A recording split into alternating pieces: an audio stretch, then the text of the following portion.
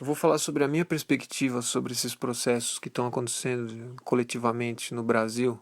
Apesar de parecer uma coisa voltada para o espiritual, é preciso ter mente aberta para o que eu vou falar, porque nada disso é embasado em dogmas nem em crenças, é embasado em experiências e até observações físicas que acontecem, mas ficam fora do grande público, porque são coisas muito de vanguarda. Então, isso que eu vou falar é sobre um tipo de percepção da realidade que é chamado de espiritual, mas na verdade o espiritual e o material, para quem está investigando isso já, se configura numa coisa única, não tem separação. Então esses processos eles não são coisas etéreas, são coisas tão matemáticas quanto qualquer outro processo, só que não são percebidos, porque a gente tende a confirmar a verdade que a gente acredita. Isso é a primeira lei desse processo, que é preciso investigar muito e ter muita mente aberta para conseguir enxergar isso, porque diz respeito ao próprio funcionamento da mente e do mundo. Aquilo que você acredita se confirma no seu mundo. Então você tende a acreditar cada vez mais naquilo que acredita. Se você acredita que o mundo é absoluto e que a realidade é inexorável e que você não tem participação com a sua consciência, o seu foco, você não tem participação nas mudanças na sua realidade, então você acaba determinando essa verdade mesmo. A realidade vai ser inexorável e você é um ser impotente. A partir desse pensamento, então, isso eu quero deixar bem claro que não é um dogma nem uma crença. Isso é experiência minha e eu não quero empurrar nada disso goela abaixo das pessoas. As pessoas têm que experimentar isso por si mesmas e perceber por si mesmas, porque é inútil acreditar nisso.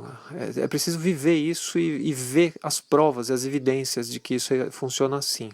Eu testei durante muitos anos e eu vi que funciona, e as pessoas têm que testar. E as pessoas que eu vejo que estão testando isso estão confirmando também essa verdade. Então, o que me ajuda a confirmar a minha própria percepção é ver pessoas do mundo todo que têm percepções e insights exatamente iguais aos meus, estudando simplesmente a si mesmas. Elas não estudaram em livros nem nada, elas olharam para dentro de si e perceberam certas coisas muito parecidas com as que eu percebo. Então, é uma espécie de conhecimento da biblioteca interna que está vindo à tona. Uma das percepções que as pessoas têm sobre isso é justamente isso que está acontecendo no país. Essa onda de caos, aparente caos, e de medo e de sentimentos tenebrosos que estão vindo à superfície, de repulsa aos outros, de inimizades, de sensação de competição e conflitos. Tudo isso é um reflexo de processos de consciência, é a consciência vindo à superfície. As pessoas são obrigadas a confrontar com as suas próprias sombras. Para quem passou por isso individualmente, como eu, não assusta, porque eu tive esse mesmo processo que está acontecendo no Brasil todo, aconteceu na minha vida pessoal. Eu tive que enfrentar as minhas próprias sombras, eu tive que enfrentar emoções soterradas. Elas vêm à superfície e você tem que trabalhar aquilo, né? E você tem que desatar os seus próprios nós. São sombras que precisam ser trabalhadas, né?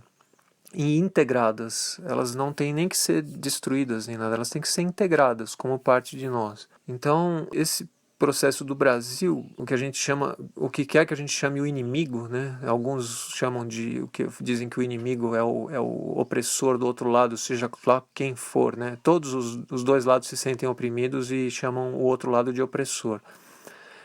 O que precisa ser trabalhado é o opressor interno. No meu caso, na vida pessoal, na minha vida individual, eu tive esse processo todo com a minha vida desmoronando e tudo, eu perdi tudo. Eu não tinha mais nem como morar por causa justamente da incapacidade de caminhar fora do que fosse verdade para mim. Eu acabei não tendo nem casa e fui morar no carro e tive que fazer uma espécie de peregrinação no carro e no fim acabei tendo uma viagem que foi uma aventura, né? E com muito crescimento pessoal. No momento que a minha vida parecia que estava desmoronando, eu só lembrava de uma frase sempre, que foi uma das frases mais alentadoras que eu tive, que dizia: quando as paredes começarem a desmoronar à sua volta, saiba que eram as próprias paredes que o aprisionavam. E isso foi fato. Foi só assim que eu pude ver, quando eu não tinha mais no que me segurar na vida, porque eu não podia fazer mais os meus trabalhos, não podia continuar trabalhando porque eu não tinha casa, eu não podia ter um plano de vida porque eu não tinha onde morar, eu tive que me entregar para o fluxo da vida. Isso tudo parece assustador, mas foi extremamente libertador. Esse processo me obrigou a enfrentar meus próprios medos, os pavores, e eu enfrentei muito bem porque eu já vinha trabalhando na serenidade há muitos anos, então eu tinha muita confiança e resolvi seguir pelo rumo certo, que era o rumo do coração. Todo esse processo tem a ver simplesmente com uma coisa básica, que é a escolha entre amor ou medo. Isso, mais essencialmente, diz respeito ao que motiva as pessoas a tomarem uma decisão ou agirem. Se o amor ou se o medo que vai levar a pessoa a tomar uma decisão ou tomar uma atitude. Os resultados sempre são muito diferentes, e é essa separação que está acontecendo. E as pessoas vão ter que escolher se elas vão ser orientadas pelo amor ou pelo medo. O medo está se generalizando. Isso é bom porque amplifica a possibilidade dessa escolha, amplifica a presença dessa separação. E quanto mais dramático fica entre escolher pelo amor ou pelo medo, mais refinada vai ser a escolha. As pessoas, a maioria delas, está escolhendo por medo. E isso não é de agora, é sempre. Todos estão amedrontados, todos. Não tem quem não esteja. Todos que se sentem oprimidos e que querem eliminar o inimigo e que acham que ele não deveria existir, ou mesmo aqueles que de leve acham que isso deveria acabar, ou acham que as emoções dos outros deveriam ser diferentes, todos estão amedrontados e fazem suas escolhas com base nesses medos. O que esses eventos vão forçar a gente a fazer, principalmente os que mais se sentem oprimidos, eles estão espremendo todas as pessoas na direção do momento presente. Se você começar a pensar no futuro e pensar no que está acontecendo, ou no que pode acontecer, ou no que está acontecendo para além de você, pode vir um desânimo, uma raiva, uma depressão, ou qualquer coisa do gênero. Esses eventos não estão espremendo só a gente em direção ao momento presente, mas ao espaço direto presente, né? Se a gente sair daqui, a gente vai ter que enfrentar coisas que a gente não tem como enfrentar, né? Isso é uma conjuntura, a gente não tem como mudar. E aí a gente fica tentando agir de alguma forma, a gente fica tentando ser mais poderoso do que a gente é, com ações, tentando organizar resistências e trazer as pessoas para o nosso lado e mudar as coisas de forma direta, com ação física. E essa ação é a menos efetiva que existe. A ação mais efetiva que existe é a ação interna. O todo é fractal. Isso tudo pode ser encontrado desde Hermes até o taoísmo e o budismo, e até no cristianismo você vai encontrar sempre correspondências desses mesmos conceitos. O todo e a parte não são separados. Então, se a gente trabalha dentro de si mesmo, a gente está fazendo o melhor trabalho possível para o todo. Na biografia do Jung, por exemplo, exatamente no período que começou a Primeira Guerra Mundial, até o momento que terminou a Primeira Guerra, era o período exato que o Jung estava trabalhando as próprias sombras de uma forma avassaladora. Ele quase enlouqueceu enfrentando as próprias sombras e aquilo que ameaçava ele de perder a própria sanidade mental.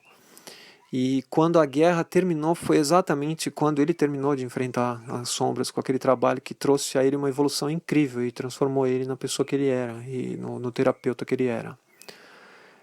Ou seja, eu vejo isso tudo como se ele estivesse sendo o maior contribuidor da resolução da Primeira Guerra.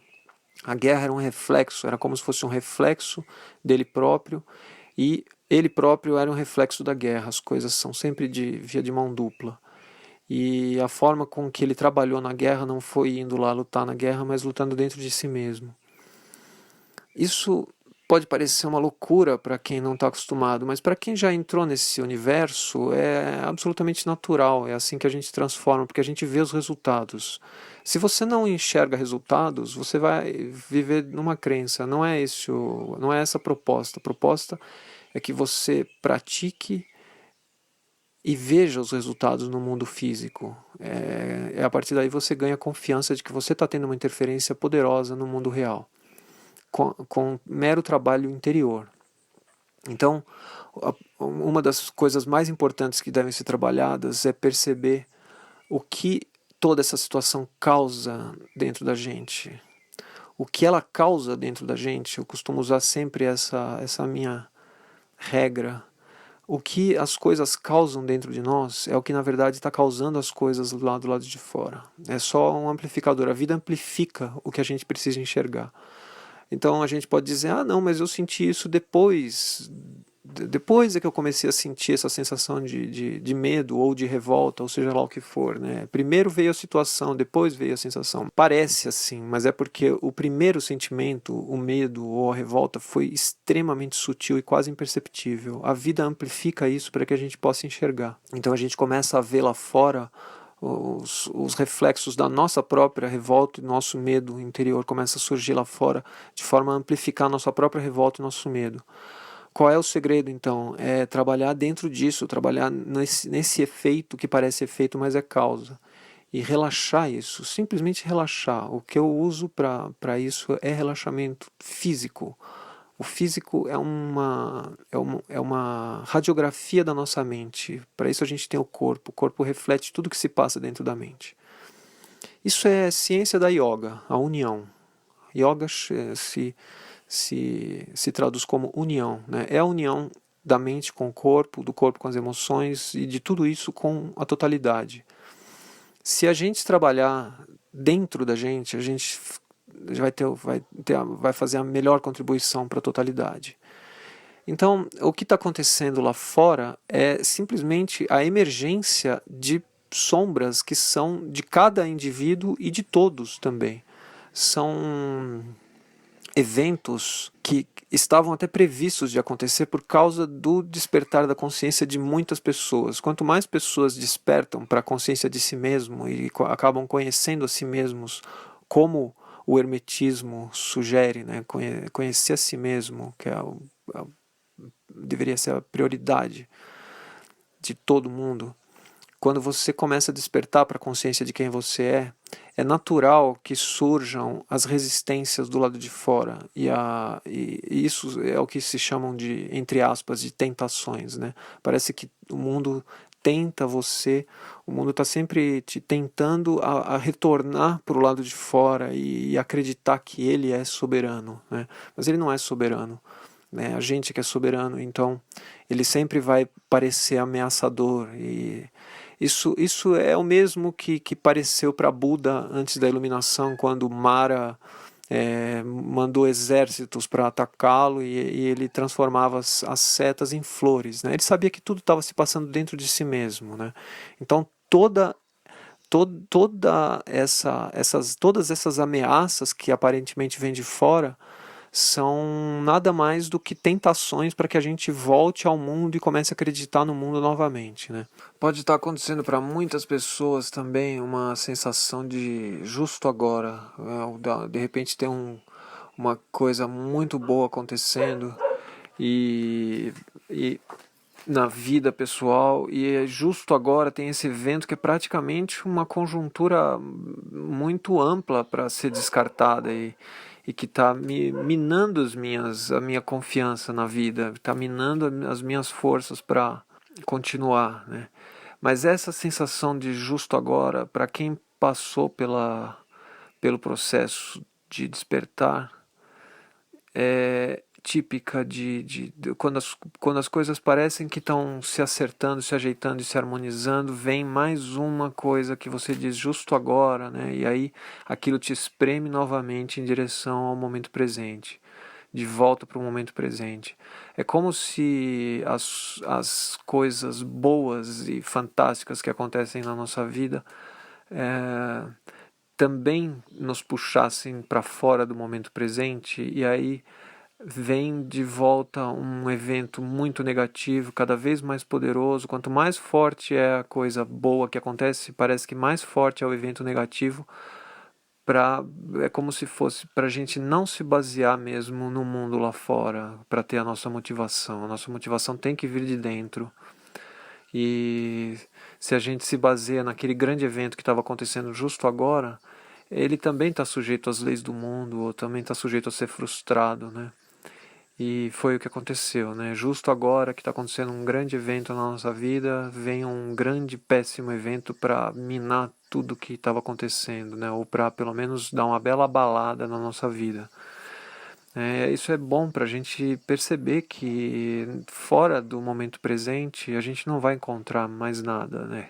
Tudo que está lá fora é sujeito a essas transitoriedades, a essas ondas, a esses tsunamis, né? Então, num momento como esse, é importante, quando passam as ondas bravas lá em cima, o que é importante é a gente não ficar nessa superfície, se aprofundar dentro de si mesmo, porque lá embaixo está tudo calmo. Para fugir de um tsunami, a gente tem que afundar no mar.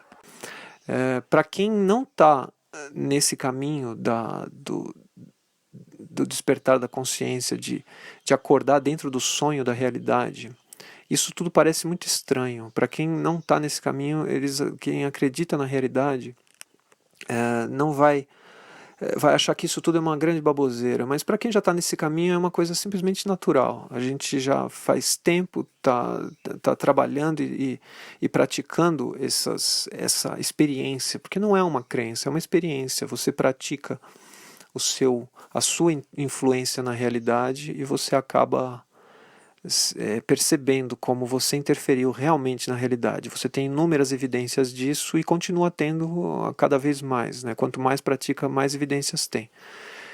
Então, qual era a previsão disso? A previsão é mesmo que as sombras surjam, que as sombras emerjam, que os sentimentos podres dentro das pessoas apareçam, né? Para serem trabalhados. Isso é típico do despertar da consciência, isso é previsto no Apocalipse, né? Apocalipse não é nada mais do que revelação, é só isso, revelação, aquilo que estava na sombra e se revela, né? Então é isso que é apocalíptico, as sombras estão surgindo, estão vindo à superfície, isso é extremamente auspicioso, não é uma coisa para ser lamentada, é uma coisa para ser comemorada. É muito bom que as pessoas enxerguem aquilo que elas têm de mais podre e mal trabalhado dentro delas, aqueles sentimentos que são só medo, mais nada. Essa é precisamente a simbologia de todo o Apocalipse, da coisa dos mortos surgindo das profundezas e com a sua podridão, os zumbis. São essas emoções soterradas no ser humano que ficam ali suprimidas, reprimidas pela moral, né, e são obrigadas a vir à tona nesses eventos apocalípticos, né? Esses eventos que são a revelação das sombras, são quando elas são obrigadas a voltar das tumbas, a sair das tumbas. É só isso e mais nada a revelação do Apocalipse. E a mesma vinda de Cristo no Apocalipse significa isso também, é quando o Cristo bate às portas do coração humano, né? E ele vem por dentro das pessoas.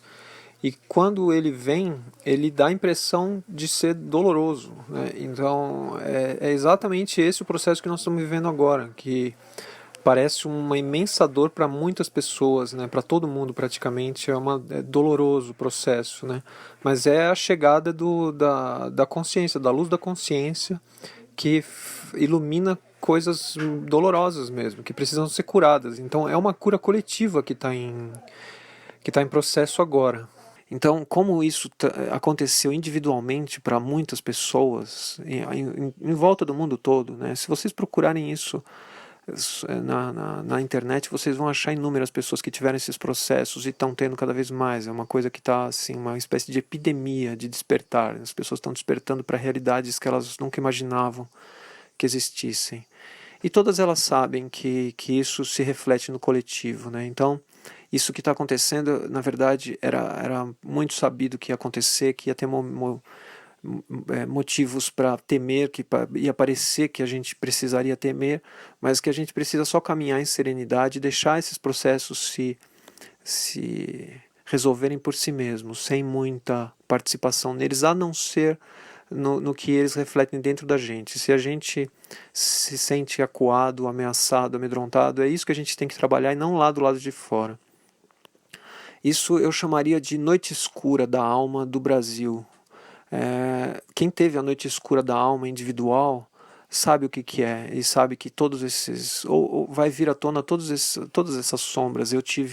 No meu caso, eu tive sentimentos terríveis de opressão interna, de opressão do próprio desejo. O desejo era opressor, a depressão era grave, foi negra, e o que eu sentia e o que eu acabei sentindo, como tudo perdeu a luz durante a depressão profunda, foi que a capacidade de enxergar a luz foi muito mais, se desenvolveu muito mais em mim, porque como estava tudo muito negro, muito escuro, uma luz de vela no infinito você enxerga. Então eu aprendi a discernir cada vez mais o que é a luz da própria consciência e o que é simplesmente obscuridade da consciência. Ficou muito claro para mim quem sou eu realmente. Eu sou aquela luz da consciência, né? Você consegue se perceber como sendo aquilo. Então agora já começa a ter a separação do joio e do trigo que se fala no Apocalipse, né? Na revelação, que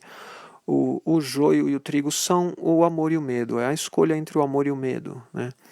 As pessoas que estão entrando no medo, elas estão indo pelas escolhas mais que vão levá-las cada vez mais fundo nesse abismo, né? No abismo da incerteza, do descontrole de si mesmo e da totalidade. E as pessoas que seguirem o caminho do coração e do amor sem temer, sem perderem a serenidade, elas vão estar dentro de um mundo tranquilo, por mais que esteja caótico o mundo lá fora. De novo, repito que isso não é para ser acreditado. Eu não quero convencer ninguém disso, eu só quero dar uma sugestão para que vocês investiguem por si mesmos e percebam com seus próprios olhos, vejam que isso acontece assim. Precisa ter uma capacidade aguda de intuição apurada para perceber que um evento teve relação com o outro, ou seja, uma coisa interna que você sossegou em você teve a ver com aquela boa notícia que chegou agora e que contaminou todo mundo. Tem que ser capaz de perceber isso. Então a minha sugestão é se concentrar, é preciso se interiorizar, é preciso relaxar, respirar, se concentrar na respiração, esvaziar o conteúdo da mente e permitir que se instale um bem-estar, permitir que o bem-estar tenha espaço dentro da gente. Se a gente se esvaziar e relaxar profundamente, o bem-estar se instala. Quando ele se instala, vem a culpa, que a gente não deveria se sentir bem porque está acontecendo tanta coisa horrível e tal. Mas a melhor contribuição que a gente tem para o mundo é o nosso próprio bem-estar. A gente não pode achar que isso é egoísmo, porque se você se recolher e se sentir bem é egoísmo, então se você se recolhe porque está deprimido, seria o mesmo egoísmo, e não é. Nenhum e nem outro é egoísmo, né? São só caminhos e escolhas das pessoas. Não é egoísmo. A pessoa está incapacitada de se sentir bem, ela acaba tendo que se recolher, não consegue se levantar. E a gente tem que funcionar, a gente tem que permanecer funcionando no mundo. E para permanecer funcionando e para permanecer sendo uma boa influência, a gente tem que permanecer se sentindo muito bem. Se a gente se deixar contaminar pelos eventos, a gente acaba ficando com raiva das pessoas que a gente nem conhece. Eu cheguei a ser contaminado por isso. E eu nunca mais senti raiva de pessoas desconhecidas, mas isso chegou a acontecer, de sentir raiva de pessoas e começar a perder a calma muito fácil, por causa dos eventos, eu senti nitidamente que isso tinha a ver com a minha frustração com o que estava acontecendo. E depois eu simplesmente retornei o meu foco e centrei no meu bem-estar. E aí as coisas começaram a mudar, pelo menos já em volta de mim, né? Já tudo se acalmou e se serenizou. Só em volta, né? Aí a gente pode falar, mas que egoísmo, então se em volta de você está tudo bem, você acha que está tudo bem. Não, essa é uma semente, você planta uma semente que se em volta de você está bem, isso se espalha. Da mesma forma que quando você briga com alguém na rua, a pessoa vai chegar em casa estressada e vai estressar a família inteira também por causa daquela briga. Aquilo se espalha. Se a gente não for capaz de se sentir bem dessa forma, a gente vai ter que buscar outras formas, fatalmente, ou pelo álcool ou por alguma droga lícita ou ilícita. A gente acaba tendo que buscar formas de se sentir bem de novo para não ficar tão desorientado, né? Então, quando vem a depressão, que não é um egoísmo, como eu já disse, né? Assim como o bem-estar não é um egoísmo, quando vem a depressão a gente vai ter que pensar em si mesmo e vai ter que se curar, e isso acaba vindo através de um paliativo, como álcool ou como drogas ou como remédios que a gente vai ter que tomar para se livrar daquilo, para poder continuar funcionando. Então, se sentir bem é o mesmo, essa busca do bem-estar é o mesmo processo, né? Não, por isso não é nenhum egoísmo você focar em se sentir bem enquanto tudo lá fora está caótico. Pelo contrário, é uma forma de continuar sendo contributivo para o mundo. Então, se você contribui com gentileza e com esses sentimentos bons, você não precisa fazer nada. Se você contribui com gentileza, o mundo recebe isso involuntariamente, e aquilo se espalha, os sorrisos se espalham, né? Então, a gente tem que continuar no nosso caminho, na nossa verdade, e praticar o relaxamento profundo, que não é só muscular. É preciso praticar o relaxamento para dentro das vísceras do cérebro, atrás do nariz e dos olhos, na garganta, na traqueia e nos pulmões. É importantíssimo na traqueia e nos pulmões, que é uma das partes mais contraídas do ser humano, porque está envolvida com expressão, com fala, que a gente está sempre querendo falar alguma coisa, fazer alguma coisa. Os braços também saem da mesma altura da garganta. Então, são os braços os símbolos da nossa ação, e tanto os braços como a voz, né? A nossa expressão no mundo é através dos braços, das mãos e da voz. Então, na garganta é onde tem muita contração, isso precisa ser descontraído. Pode ter muito choro quando a gente descontrai, e esse choro é bom que seja aliviado, e é um bom sinal. É sinal de que muitas emoções estão sendo desrepresadas. Para dentro do corpo ainda, relaxar o coração, o estômago, as vísceras, tudo que for para dentro, para o interior do corpo precisa ser relaxado. Vocês podem pensar que não é possível relaxar, mas vocês vão perceber que é possível relaxar até artérias. É só uma questão de sensibilização, uma questão de ampliar a sua percepção. Quando você começa a relaxar o cérebro, por exemplo, você sente imediatamente o muco descendo pelo nariz e pela garganta, de dentro do cérebro. Então isso é uma evidência muito clara de que você está conseguindo, com o seu foco, um resultado interno no corpo. Dores de cabeça saram, sinusite pode ter um grande alívio ou até sarar. Isso repito, é para ser praticado e vai mostrar o resultado que tem. Uma vez que a gente pratique esse relaxamento profundo, diário, pelo menos durante 10 a 20 minutos, e esvaziamento do ser, esvaziamento da mente, isso vai ser a melhor contribuição que a gente tem. É onde a gente vai buscar forças para continuar. A gente vai buscar motivação de dentro. Dali a gente vai sentir um amor, uma vibração calorosa de bem-estar, que é a fonte do nosso funcionamento. A gente não vai conseguir buscar motivação externa porque os eventos externos não estão indo bem, não estão de acordo com o que a gente gostaria.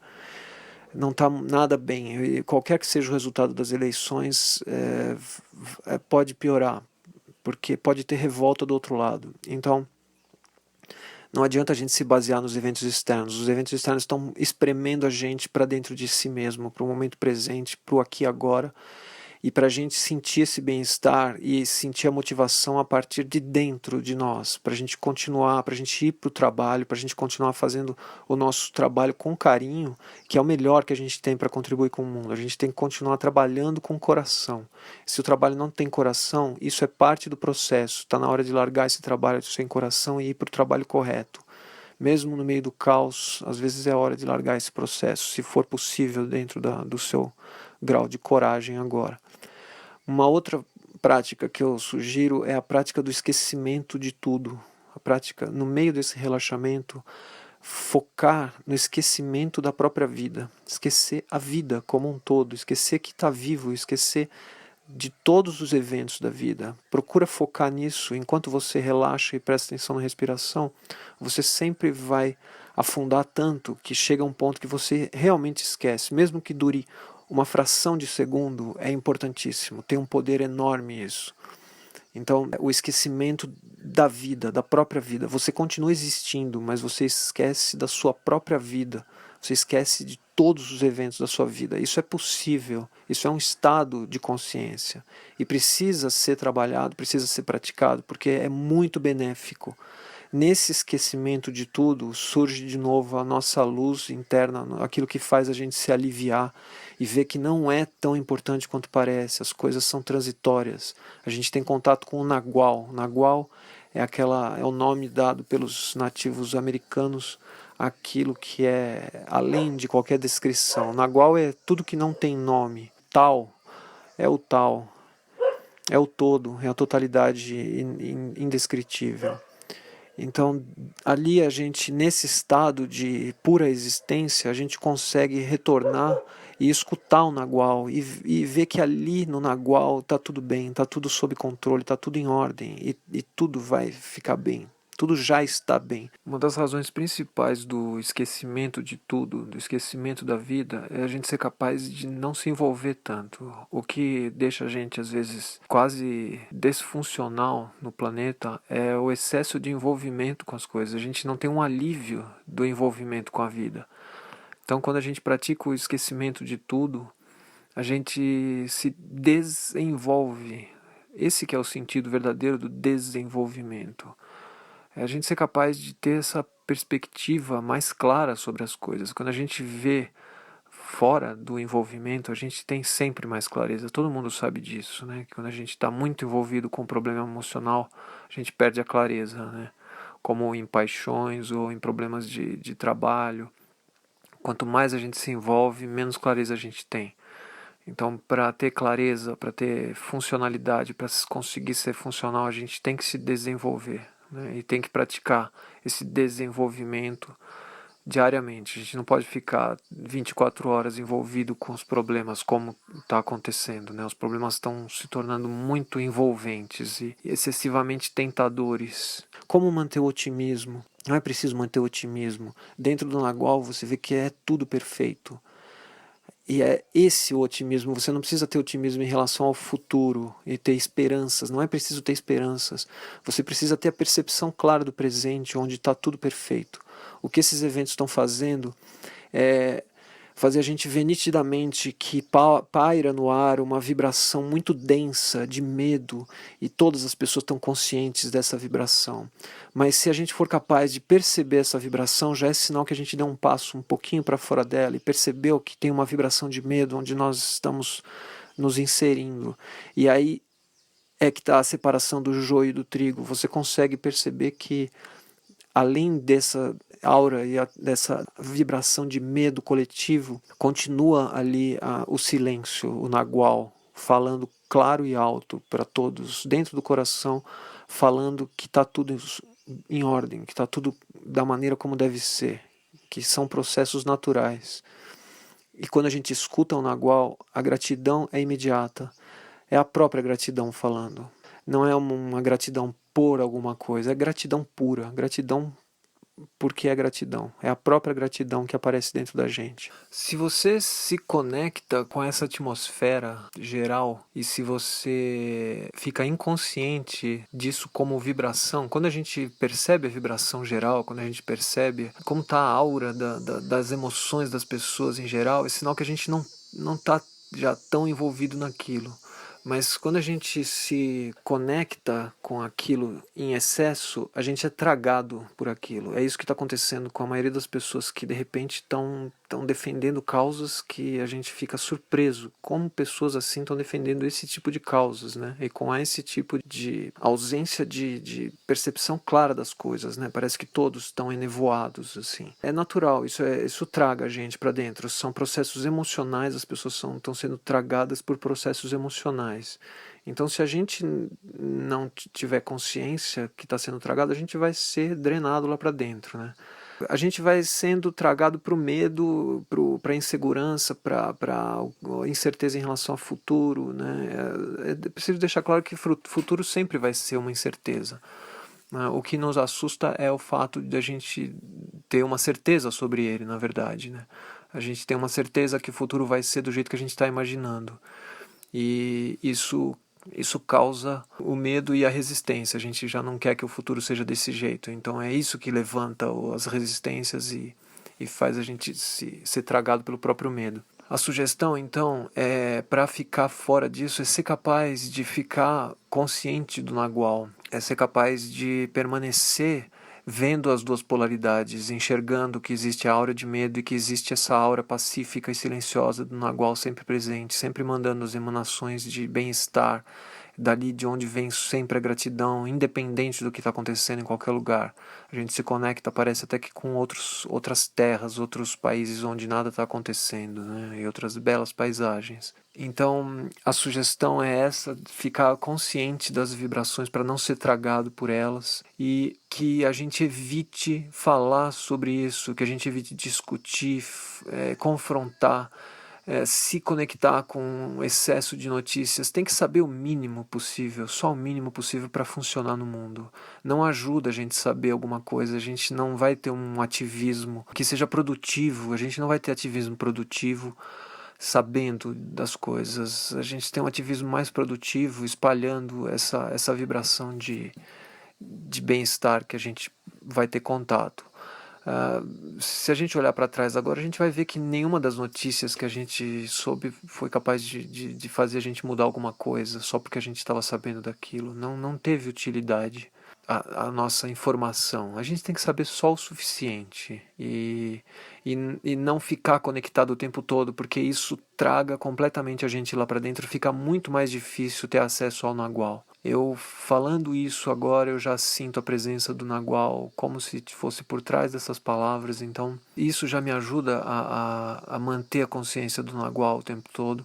Então é importante a gente manter o equilíbrio para continuar sendo funcional. Então, para a gente passar por esse momento com tranquilidade, tem que ter essa clareza de que esses eventos são totalmente transitórios, e isso a gente tem que sentir que vai durar tanto mais rápido quanto menos a gente resistir a eles. A gente tem que permitir que eles passem e que eles vão passar, é inevitável.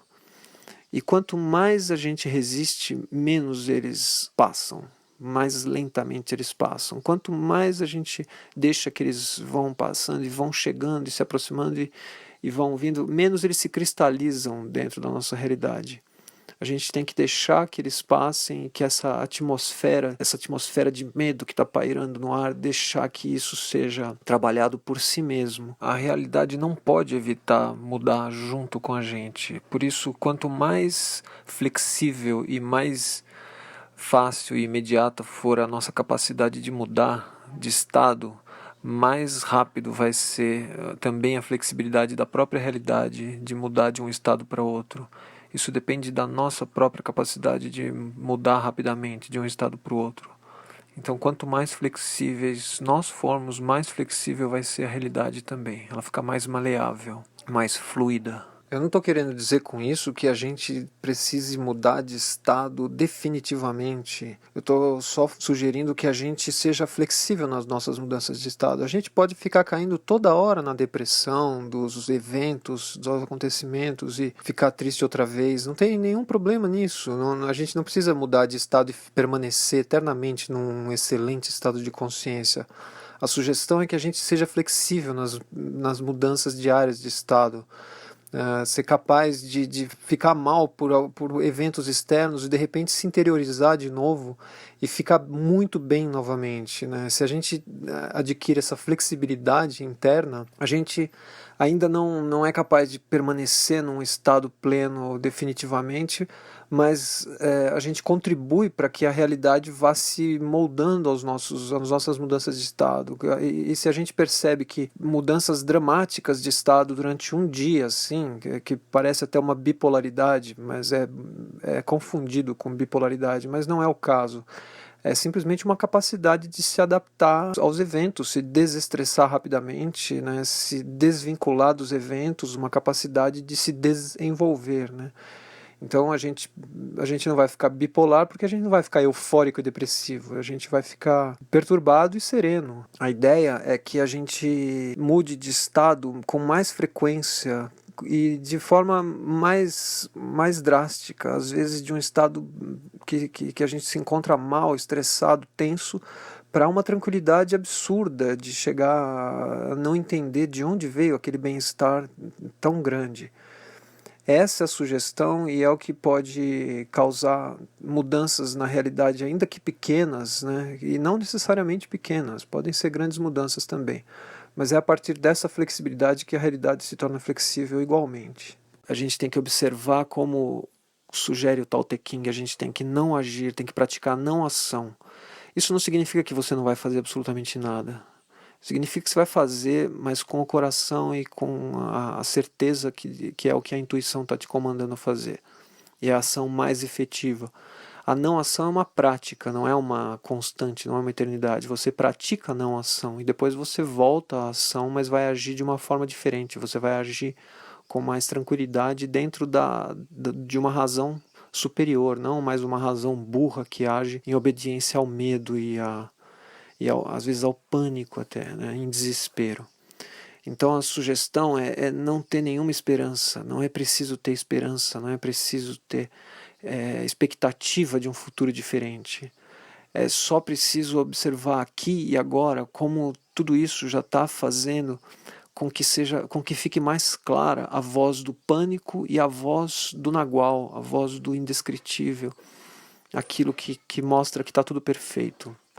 A gente tem que se concentrar e observar isso agora, que é a nossa própria presença no mundo. O Nagual é a nossa própria presença, a gente não está separado do Nagual. Nós somos o absoluto, nós somos o ser supremo e o nosso poder é dentro de nós próprios. A gente não precisa agir fora de nós mesmos, a gente não precisa se precipitar lá fora e com ações desesperadas. A gente só precisa trabalhar dentro de si mesmo com a confiança e a pureza de observação e de coração. Tem que observar agudamente o que está acontecendo e como isso se relaciona com o que está acontecendo dentro de nós mesmos. O lá fora está refletindo aqui dentro, o aqui dentro está refletindo lá fora. É um processo contínuo, sem separação. Eu desejo a vocês todos um bom trabalho interno e só um trabalho interno com muita percepção de como isso afeta lá fora, sem perder a serenidade, mantendo absolutamente a consciência do Nagual. Paz para todos.